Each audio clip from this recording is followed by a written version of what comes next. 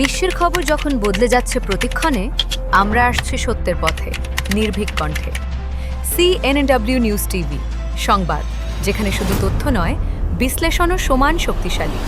আগামী বুধবার রাজশাহীতে আসছেন বিএনপির চেয়ারম্যান তারেক রহমান। এই উপলক্ষে রাজশাহীতে অনুষ্ঠিত হতে যাচ্ছে এক বিশাল জনসমাবেশ, যাকে আখ্যা দেওয়া হয়েছে সর্বকালের বৃহৎ ও ঐতিহাসিক সমাবেশ। রাজশাহী সদর আসনের প্রার্থী ও তারেক রহমানের উপদেষ্টা মিজানুর রহমান মিনুর বাসায় অনুষ্ঠিত প্রস্তুতি সভায় নেওয়া হয়েছে গুরুত্বপূর্ণ সিদ্ধান্ত। সমাবেশটি অনুষ্ঠিত হবে হাজী মোহাম্মদ মহসিন সরকারি বিদ্যালয় মাঠে, ঐতিহাসিক মাদ্রাসা ময়দানে দুপুর 12:30টায়।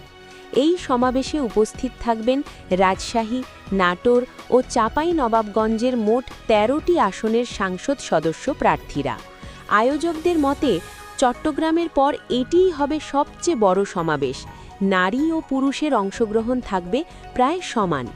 প্রতিদিন চলছে প্রস্তুতি সভা, নগরের প্রতিটি ওয়ার্ডে চলছে সাংগঠনিক তৎপরতা।